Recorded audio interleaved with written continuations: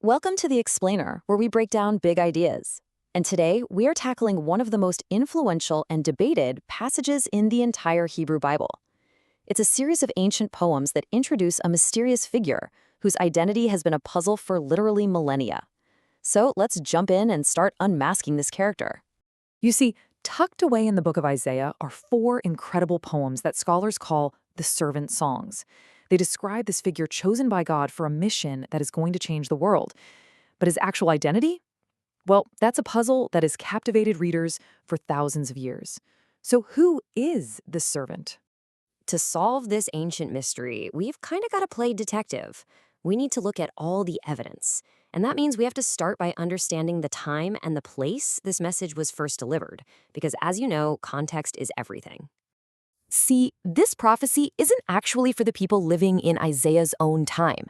It's more like a message in a bottle, shot way into the future, speaking to a generation that has lost it all, their homes, their temple, their freedom. So just imagine this for a second. It's around 700 BC, and the prophet Isaiah is writing this message. It's basically a time capsule, right? It's meant to be opened by his descendants more than 100 years later. He's speaking directly to their suffering, to their despair as captives in Babylon. I mean, for the people in exile, this was a massive crisis of faith. Just think about it. You're surrounded by the immense power of Babylon, and you start to wonder, hey, was our God just weaker? So this whole message about a new, mysterious servant? Well, that was meant to be a shot of pure hope, a reminder that God's plan was still very much in motion. Okay, so with the scene set there in Babylonian exile, let's start digging into the prime suspects for who this servant could be. The text itself actually gives us a few clues in a few potential candidates. All right, so the text points us toward three main possibilities. You've got the nation of Israel itself, then there's the powerful Persian king, Cyrus the Great, and finally some kind of ideal future king. Let's break down the case for each one. And this is where things get really interesting. When you look at the evidence, you see these huge contradictions. On one hand, the text comes right out and says, "My servant Israel." Can't get much clearer than that, right? But then, in other places, it describes that same servant Israel as being blind and deaf and needing to be rescued themselves.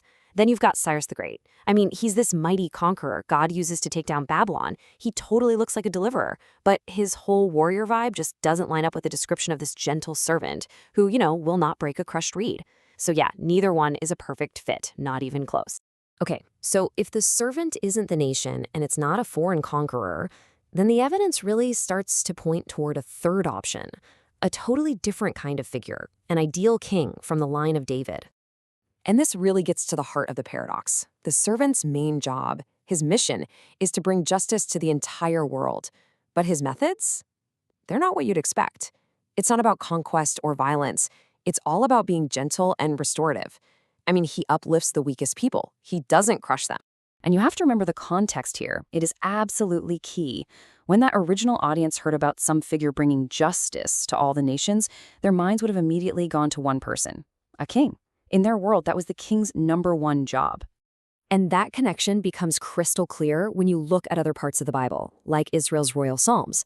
This description of an ideal king from Psalm 72, defending the oppressed, delivering the poor. I mean, it's the exact same job description as the servants.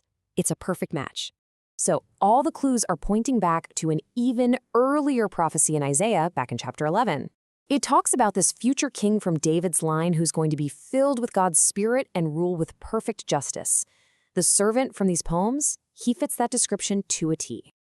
All right, so if we figured out that the servant is this ideal future king, what's he actually supposed to do? Well, the text lays out this huge two-part global mission for him. First up, he's the champion of justice. His job is to basically end oppression everywhere, not just in Israel. And second, he's a covenant mediator, which means he's supposed to forge a new, restored relationship between God and all of humanity. Yeah, it's a massive undertaking. The text has this incredible line. It says, "He will be a covenant for the people and a light to the nations." And that is such a fascinating idea, right? He doesn't just bring a new agreement between God and humanity. He literally is that agreement. And through him, through his actions, this light, which really means God's salvation, is going to shine on the entire world. So, what does that mission actually look like in practice? Well, it's a mission of total liberation. We're talking about opening the eyes of people who are spiritually blind, freeing those trapped in dungeons, and that's both literal prisons and, metaphorical ones, and bringing God's rescue to the farthest corners of the earth. So when you put it all together, the big takeaway is this. The servant is this ideal king, but his kingdom isn't just for one nation. His reign of justice and salvation is meant for all of humanity. It's about restoring the entire world to the way God always intended it to be. But here's the twist. Because for all its hope, this first song has these subtle little hints of opposition. It foreshadows a much darker turn in the servant's journey, a path of suffering that the later songs are going to reveal in absolutely shocking detail. And that, of course, raises a whole new set of questions.